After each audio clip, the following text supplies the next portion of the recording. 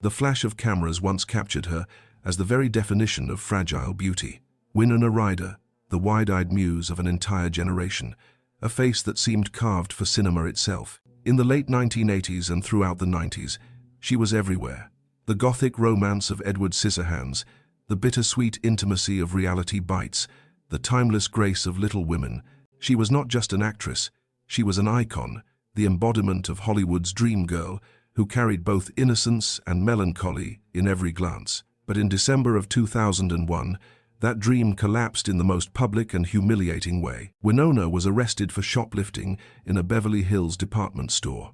The image of the once beloved star, handcuffed and escorted by police officers, spread across tabloids like wildfire. In a single night, her carefully built empire of admiration came crashing down. Hollywood is merciless to those who stumble, and for Winona, the judgment was immediate and absolute. She was no longer the darling of the screen, she was a punchline, a cautionary tale. For years that followed, the industry treated her as untouchable. Big roles evaporated, red carpets no longer beckoned, and her name became synonymous not with artistry, but with scandal. The punishment far outweighed the crime, as if the world had decided she was not allowed to be human, not allowed to falter even once. Yet beneath the headlines and whispered ridicule, there was a deeper story, one of exhaustion, anxiety, and the crushing weight of fame that had shadowed her since her youth. The shoplifting incident was not simply a crime, it was a cry from someone overwhelmed by the relentless demands of perfection. And then, almost 15 years later, came an unexpected resurrection. Netflix's Stranger Things arrived in 2016, and with it, Winona Ryder returned to the screen not as a glamorous ingenue, but as Joyce Byers, a mother clawing against supernatural horrors to protect her child. It was raw, vulnerable, and achingly real. The world once again remembered what they had lost, and for the first time in decades, Winona's name was spoken with respect, even awe. This is not just a tale of a star who fell from grace. It is a story of how one mistake can erase years of achievement in an industry that refuses to forgive. And yet, it is also a story of resilience, of finding a way back when the world insists the door is closed. Winona Ryder's journey asks a haunting question. What happens when society denies you the right to make a single mistake? Winona Laura Horowitz was born on October 29, 1971, in the quiet town of Winona, Minnesota, a place so deeply tied to her identity that it would later lend her its name. She was the daughter of Cynthia Palmer and Michael Horowitz, two intellectuals immersed in the countercultural movements of the 1960s and 70s. Her parents were not wealthy, but they were rich in ideas, surrounding young Winona with books, art, and political conversations that painted the world as both vast and unstable. When she was still a child, the family moved to a commune in Northern California, a remote environment without electricity or television. Instead of glossy Hollywood fantasies, Winona's imagination was shaped by novels, candlelit readings, and the haunting Gothic tales she devoured late at night. It was here, in the isolation of the commune, that her affinity for the strange and the melancholic began to take root. At age 7, Winona experienced a life-altering moment while watching a film adaptation of The Wizard of Oz projected onto a barn wall. She felt something ignite inside her. The screen was not just entertainment, it was a portal. From that moment, she knew she wanted to live in those stories, to embody characters and emotions larger than herself. That spark would guide her through the turbulent years ahead. But childhood was not kind. Small, bookish, and introverted, Winona struggled to fit in when she eventually attended public school. Her eccentric clothing and shy manner made her an easy target. Classmates mocked her, bullied her, and one incident became infamous. She was beaten up by a group of students who mistook her boyish haircut for defiance. Years later, when she had already become famous, those same classmates approached her for autographs. The irony was not lost on Winona. These early wounds carved deep scars. They nurtured a sensitivity, a vulnerability that would later make her performances so compelling, but also a fragility that fame would mercilessly exploit. Acting, for her, was not a mask, but an exposure, a way to bleed her real pain into the camera. When audiences looked into her wide, searching eyes, they weren't just seeing a character, they were seeing Winona. Her parents supported her ambitions, though Hollywood seemed galaxies away from their unconventional world. At 13, Winona auditioned for the American Conservatory Theater in San Francisco and was accepted. She began commuting for acting classes, balancing her education with an insatiable hunger to perform. She was not interested in the typical teenage pursuits. Her world revolved around scripts, auditions, and the hope of escape into the screen. That escape arrived sooner than expected. At 15, she landed her first significant role in Lucas, 1986. Though small, it marked the beginning of something extraordinary. Soon after, she was cast in Tim Burton's Beetlejuice, a film that catapulted her from a shy outsider to a cult figure of the strange and the supernatural. Hollywood had found a new muse, and she had found her refuge, yet beneath the surface, the old insecurities lingered. Winona's childhood, marked by bullying and isolation, had left her both hungry for acceptance and terrified of rejection. The very industry that embraced her uniqueness also carried the power to crush her spirit, and as she stepped deeper into fame, the fragile foundations of her youth would prove both a gift and a curse. By the late 1980s, Hollywood was already brimming with fresh talent, but there was something different about Winona Ryder. She wasn't polished in the way most studios liked their starlets to be. She was small, fragile, with short, dark hair and eyes that seemed to hold 1,000 unspoken emotions. When she appeared on screen, audiences felt not just entertained, but seen. She carried the vulnerability of the outsider, the authenticity of someone who had never fully belonged. That was her magic, and Hollywood could not look away. Her breakout came with Tim Burton's Beetlejuice in 1988. Playing Lydia Dietz, the goth teenager with a sardonic wit and a fascination with the macabre, Winona became an icon almost overnight. It wasn't just acting, it was as if the role had been written for her. She embodied the alienation of a generation of kids who felt misunderstood, turning her character into a cultural touchstone. Lydia's black clothes, pale skin, and piercing gaze became fashion statements. Teenagers across America saw themselves reflected in Winona's melancholy charm. From there, her rise was unstoppable. Just a year later, she starred in Heathers, a darkly satirical high school film that would go on to achieve cult status. The role cemented her reputation as the voice of a generation navigating angst, rebellion, and the suffocating expectations of adolescence. Unlike the glossy teen comedies of the era, Heathers dared to be biting, subversive, and at its center was Winona, delivering every line with a mix of irony and sincerity that made the absurd believable. The early 90s brought even greater triumphs. She reunited with Tim Burton in Edward Scissorhands, 1990, opposite Johnny Depp, her then-boyfriend. The film was a modern fairy tale, haunting and romantic, and Winona's portrayal of Kim, the girl who learns to love the outcast, melted hearts worldwide.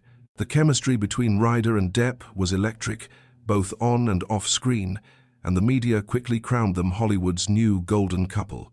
For a moment, it seemed she was living inside her own fairy tale. Her performances in Mermaids, 1990, and Bram Stoker's Dracula, 1992, further expanded her range, proving she could hold her own against legends like Cher and Gary Oldman. Then came The Age of Innocence, 1993, directed by Martin Scorsese. Winona's delicate yet powerful turn as May Welland earned her a Golden Globe Award and an Academy Award nomination. At just 22, she had become one of the youngest and most respected actresses in Hollywood. By the time Little Women premiered in 1994, Winona Ryder was more than a star, she was a symbol. Her portrayal of Jo March resonated deeply with audiences, embodying both independence and vulnerability. Critics praised her depth, her authenticity, her uncanny ability to bring humanity to every role. She wasn't just the face of a decade, she was its emotional core. Yet, as the accolades piled up, so did the pressures. The very qualities that made Winona magnetic, her sensitivity, her openness, her fragility, left her unshielded from the darker side of fame. Tabloids began to dissect her private life, obsessing over her relationship with Johnny Depp, which ended in heartbreak and public scrutiny. The breakup, famously marked by Depp's tattoo, Winona Forever, later altered to Wino Forever, became a media circus. For Winona, it was more than gossip, it was a public dissection of her most intimate pain. Still, she pressed forward, chasing roles that challenged her, that spoke to her need for authenticity. She starred in Reality Bites, 1994, a film that defined Generation X's disillusionment. For millions of young people struggling to find their place in a shifting world, Winona became their avatar, the voice of their frustrations and dreams. Her character, Lelena, was not glamorous or untouchable. She was flawed, searching, real, and once again, audiences felt seen. But behind the curtain, cracks were beginning to show. Winona was not just playing fragile characters. She was living with her own fragility. She battled anxiety, exhaustion, and the growing sense that she could never meet the expectations placed upon her. Hollywood demanded perfection, and perfection is impossible. As the decade drew to a close, the once unbreakable trajectory of her career began to waver. Roles became less consistent, the pressure more suffocating. The girl who had once seemed destined to define an era was beginning to lose her footing.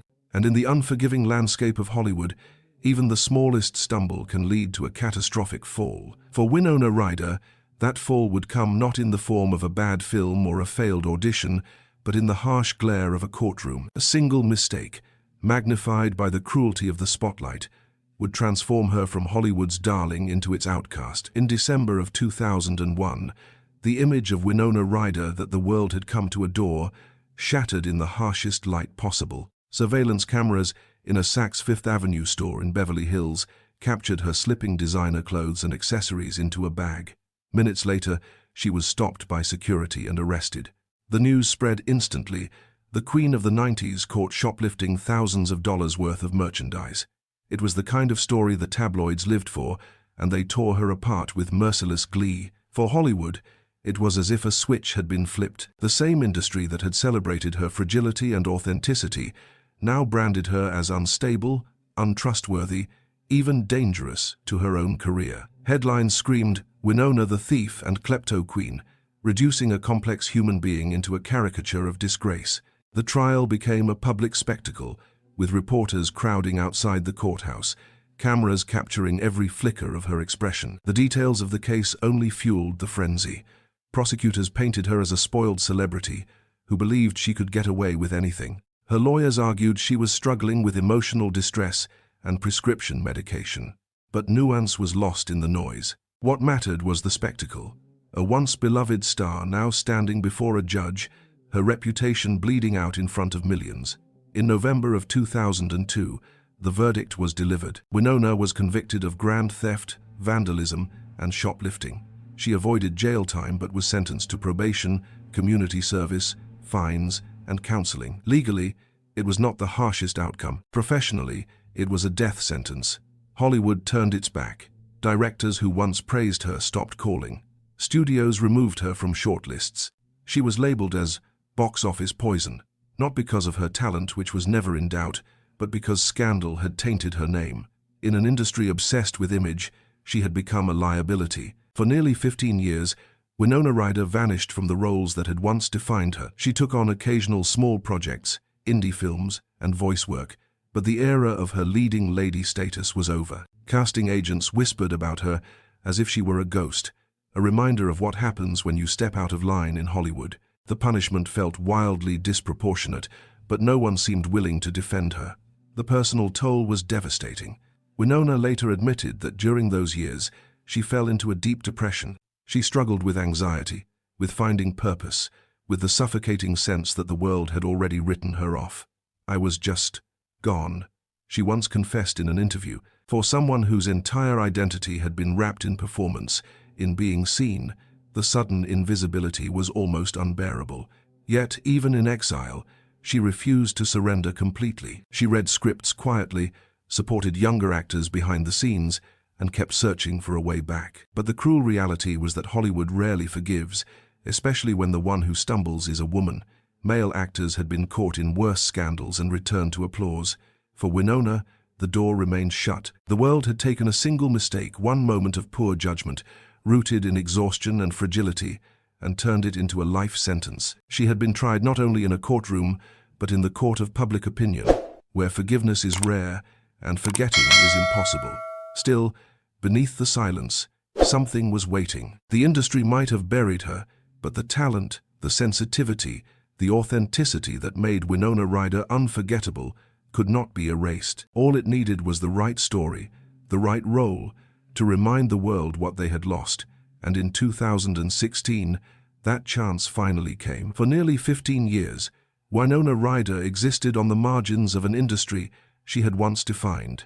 She appeared occasionally in small films, voiced characters in animations, and walked a few red carpets, but the electricity that had once surrounded her was gone. Many assumed her story had ended, that the girl who had once been Hollywood's muse would remain forever in exile. A cautionary tale whispered about in the shadows of the 90s. Then came a phone call that would change everything. It wasn't a major studio offering her a blockbuster role. It was Netflix, at the time still seen as an upstart in original content, casting for a strange, supernatural series set in the 1980s. The Duffer Brothers, young and ambitious creators, wanted Winona Ryder to play Joyce Byers, a struggling mother in a small Indiana town whose son mysteriously disappears. It wasn't glamorous, it wasn't polished, and it certainly wasn't designed as a star vehicle, but it was real. And for Winona, it was a chance. When Stranger Things premiered in July 2016, no one predicted the cultural phenomenon it would become. But almost immediately, audiences were captivated not just by the nostalgic setting, the sci-fi horror, or the lovable group of children, but by Winona Ryder herself. As Joyce Byers, she delivered a performance raw with desperation, trembling with the fierce love of a mother who refuses to give up. There were no red carpets or perfect gowns in Joyce's world. No glamour, no gloss, just raw humanity. And in that rawness, Winona shone brighter than she had in decades. Every line she delivered carried the weight of her own battles. Every tear felt like it belonged both to the character and to the actress who had survived her own vanishing. Audiences connected instantly, not just with Joyce, but with Winona. Suddenly, the world remembered why she had mattered in the first place. Critics praised her as the heart of the series, the emotional anchor that kept the supernatural chaos grounded. Younger generations, who had never seen Heathers or Edward Scissorhands, discovered her for the first time. Older fans, who had once mourned her fall, embraced her return with gratitude and awe. The industry, too, was forced to reckon with her resilience. The woman they had written off as finished had returned on her own terms, not as a fragile ingenue, but as a mature, layered actress who had lived and carried scars. She had transformed her narrative, from scandal to survivor, from exile to rebirth. Winona Ryder became more than a comeback story. She became a symbol of endurance.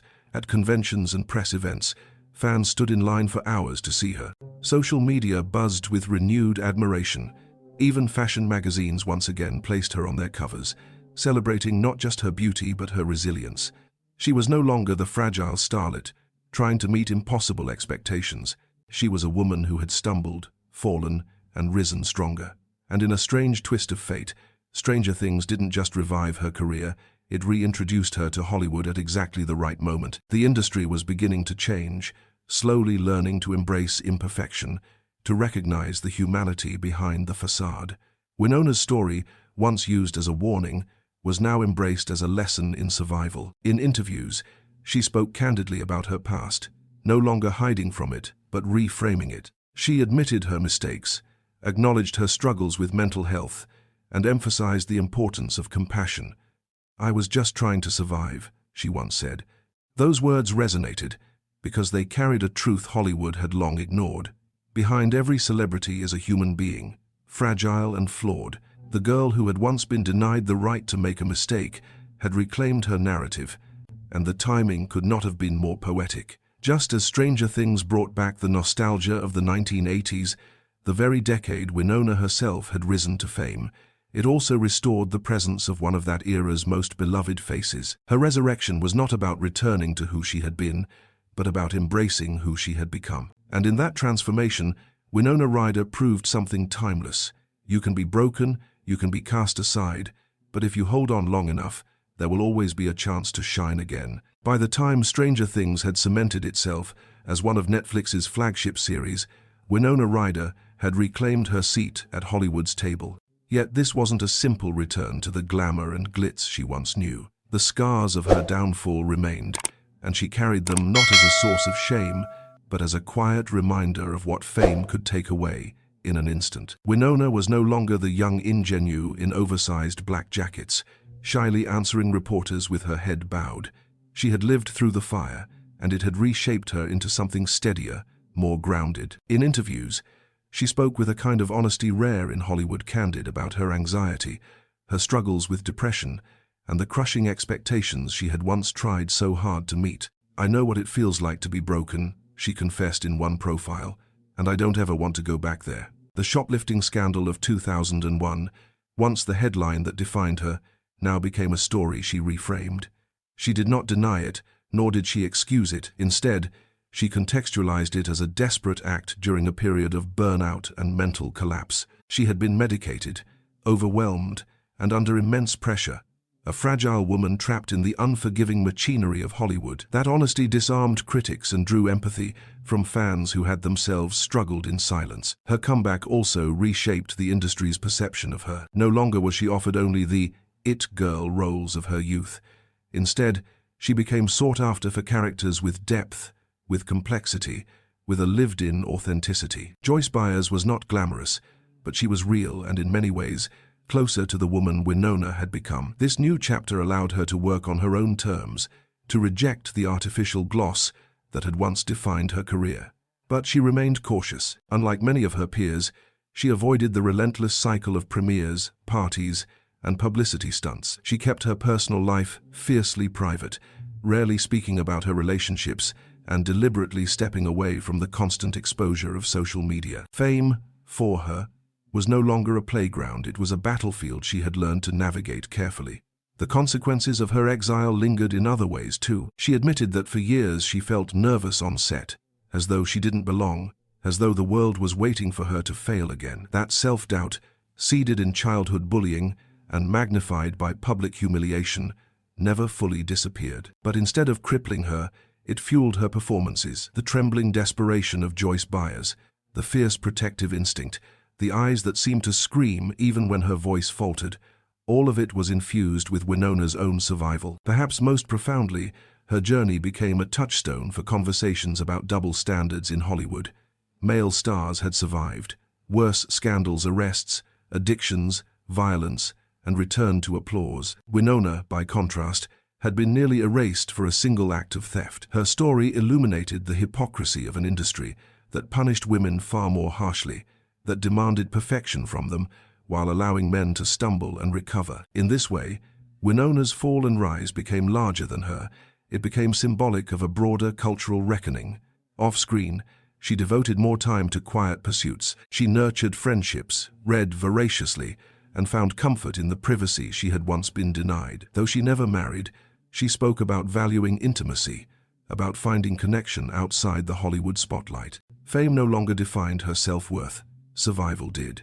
And yet, despite her guardedness, Winona Ryder continued to inspire. Younger actresses cited her as an influence, not only for her iconic roles of the 90s, but for her resilience in the face of brutal rejection. Fans who had once turned their backs returned with devotion, seeing in her story a mirror of their own struggles to endure after mistakes. She became not just a star reborn, but a symbol of flawed humanity persevering. The consequences of her downfall had been immense. Years of silence, roles lost, a reputation scarred, but the reflections born from those consequences gave her something deeper: perspective, wisdom, and the ability to embrace imperfection. Winona Ryder no longer needed to be the perfect muse. She had become something more powerful, a survivor who refused to be erased.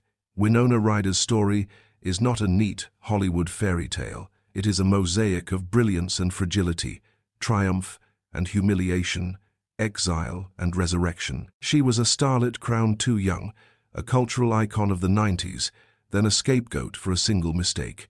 She was erased, and then she was reborn. Few careers in Hollywood have followed such a jagged path, and fewer still have ended with the kind of quiet dignity Winona now carries.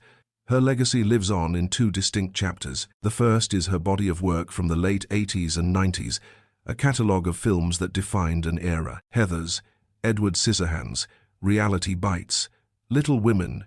Each performance captured a generation's longing for authenticity, for rebellion, for connection. She became the voice of outsiders, the muse for misfits, the girl who made vulnerability beautiful. That body of work remains untouchable, preserved in the cultural memory as proof of her extraordinary gift. The second chapter is her comeback, a testament to resilience. With Stranger Things, Winona Ryder reclaimed her place not as the ingenue she once was, but as a seasoned actress who had endured the storm. For a new generation, she became Joyce Byers, a mother fighting for her child, an emblem of determination, a character infused with lived pain and unyielding strength. In doing so, she bridged the gap between past and present, proving that survival itself can be art. Her influence stretches beyond the screen. For countless actors, especially women, Winona's story has become a symbol of endurance in an industry that rarely forgives its female stars. She exposed the double standards that allow men to fall and rise again, while punishing women for a single misstep. By surviving, she forced Hollywood to reckon, however, imperfectly with its cruelty. Yet her story also leaves behind an open question. What does it mean that a mistake as human as shoplifting could nearly end a career so luminous? What does it say about an industry and a society that denies people, especially women, the right to falter? And perhaps most haunting of all, how many other voices, how many other talents have been silenced forever because they too made one mistake at the wrong time, under the wrong light? Winona Ryder's life is not about perfection. It is about imperfection endured, about survival in the face of shame, about reclaiming identity when the world insists you no longer deserve one. Her eyes, still wide, still carrying the melancholy that made her a star, now also carry something deeper, the knowledge of pain survived. In the end, the legacy of Winona Ryder is not just her films, not just her comeback, but her resilience. She reminds us that a stumble does not erase brilliance, that scars can become strength, and that even when society denies you the right to err, you can still stand back up. And so, the question lingers. Was Hollywood's treatment of her a cautionary tale about celebrity excess, or was it an indictment of our collective refusal to forgive? Perhaps the truth lies somewhere in between. But one thing is certain, Winona Ryder's story will continue to haunt and inspire, a reminder that behind the screen, every star is human.